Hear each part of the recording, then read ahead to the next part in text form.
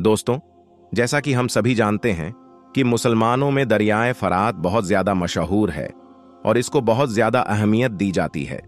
उसके पीछे की वजह यह है कि इस मशहूर दरिया से जुड़ी हुई एक भविष्यवाणी यानी पेशन गोई, जो आज से लगभग 1450 साल पहले अल्लाह के आखिरी पैगंबर यानी हजरत मोहम्मद मुस्तफ़ा सल्लल्लाहु अलैहि वसल्लम की तरफ से की गई थी।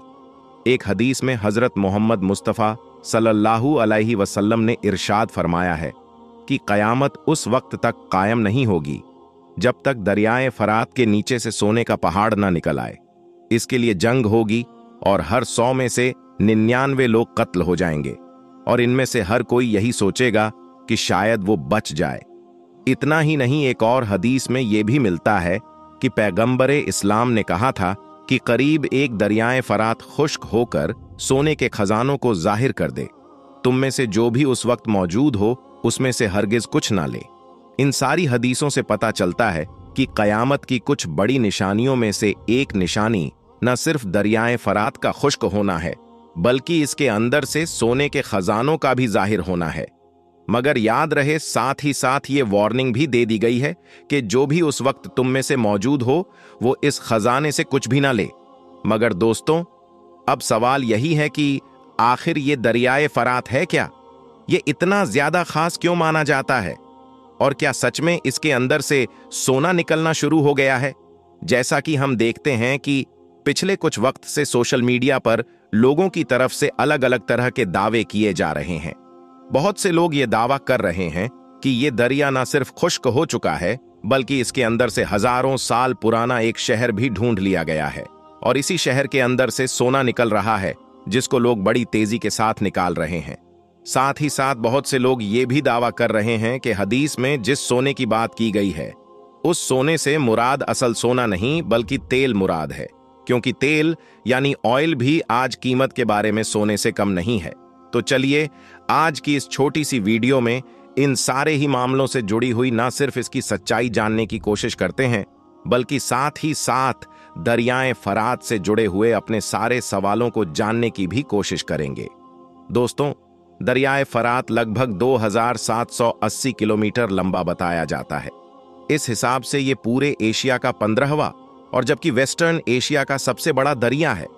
वैसे तो ये दरियाए फरात ऊपर से सिर्फ 3 ही देशों में मौजूद है कि जो तुर्की से शुरू होता है, फिर सीरिया में इंटर होता है और इराक को पार करता हुआ पर्शियन गल्फ में गिर जाता है।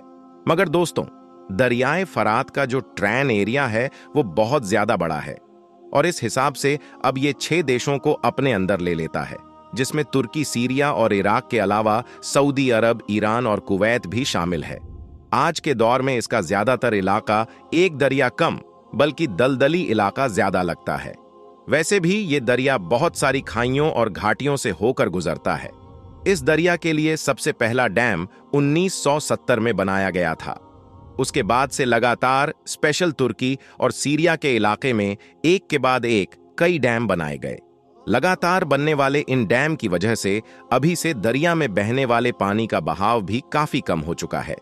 15 अप्रैल 2014 को तो तुर्की ने एक डैम की मदद से इस दरिया के बहाव को बिल्कुल ही रोक दिया था, जिसकी वजह से तुर्की और सीरिया के बॉर्डर पर यह बिल्कुल पूरी तरह से खुश्क हो चुका था। और कुछ वक्त पहले ही अचानक से ये दावे भी किए गए थे कि इस दरिया के सूखने की वजह से इस दरिया के अंदर से एक शहर भी दरियाफ्त हुआ है, जिसको लगभग 3500 साल पुराना बताया जा रहा है। मगर बाद में ये सब दावे गलत साबित हुए थे, क्योंकि जिस शहर की बात की जा रही थी वो दरअसल दरियाए फरात में नहीं बल्कि दरियाए दजला के सूखने की वजह से उसके अंदर से दरियाफ्त हुआ था। मगर सवाल यही है कि आखिर दरियाए फरात का मामला क्या है? क्या दरियाए फरात सचमुच सूख चुका है? क्या इसके अंदर से सोना निकल रहा है? क्या लोग बड़ी मिकदार में इसके अंदर से सोना निकाल रहे हैं? तो सबसे पहले मैं आपको बता दूं कि दरियाए फरात के पानी का बहाव भले ही बड़ी तेजी से कम हुआ हो, मगर अभी भी ये पूरी तरह से सूखी नहीं है। जहां तक मामला सोने का है कि जो हमेशा से बहुत ज्यादा डिमांड में रहा है, तो मैं आपको बता दूं कि वैसे तो एक लंबे वक्त से दरियाए फरात के बहुत सारे अलग अलग किनारों पर बहुत सारे लोगों की तरफ से सोना ढूंढने और बहुत सारे लोगों की तरफ से सोना मिलने के दावे किए गए हैं, मगर बाद में इन सारे ही दावों की सही तरीके से तस्दीक नहीं की जा सकी है। कुछ हिस्टोरिकल रिकॉर्ड्स के मुताबिक पुराने दौर में दरियाए फरात के आसपास के इलाके में सोने की खानें हुआ करती थी।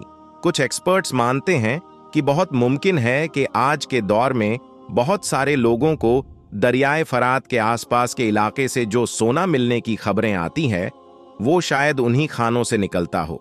हालांकि दोस्तों, नए दौर में भी सीरिया के ईस्टर्न इलाके में वक्त वक्त पर सोना निकालने का काम किया जाता है। ये सोना निकालने का काम वहां के लोकल देहाती लोग करते हैं, मगर जाहिर है ये सोना बहुत ही कम मात्रा यानी कि बहुत ही कम रफ्तार में पाया जाता है। यानी अभी भी ज्यादातर एक्सपर्ट्स यही मानते हैं कि अभी तक इस तरह के कोई सबूत नहीं मिले हैं जो इस बात की तरफ इशारा करते हो कि दरियाए फरात के अंदर बहुत ही बड़ी तादाद में सोना पाया जाता है या फिर इसके अंदर सोने का बहुत बड़ा पहाड़ मौजूद है। मगर फिर सवाल यही पैदा होता है कि अगर एक्सपर्ट्स की ये बात मान भी ली जाए कि दरियाए फरात के अंदर सोने के पहाड़ मौजूद नहीं है, तो आखिर कयामत की निशानी के तौर पर हदीस शरीफ में किस सोने के पहाड़ की बात की गई है। इसलिए कुछ स्कॉलर्स ये भी मानते हैं कि शायद वो जिस सोने की बात कर रहे हो वो दरअसल असली सोना नहीं, बल्कि उस सोने से तेल मुराद है, जो तेल आज की इस दुनिया यानी नई दुनिया में कीमत या अहमियत के मामले में किसी सोने से कम नहीं है। मगर ज्यादातर मुस्लिम स्कॉलर यही कहते हैं कि हदीस में जिस तरह से बार बार साफ तौर पर सोने का नाम लिया गया है, तो उससे मुराद यही रियल सोना है, तेल या इस जैसी कोई और कुदरती नियामत नहीं। और वो ये कहते हैं कि वैसे भी कयामत इतनी ज्यादा करीब भी नहीं है कि जितनी सफाई से बड़ी निशानी को हम ढूंढने की कोशिश कर रहे हैं।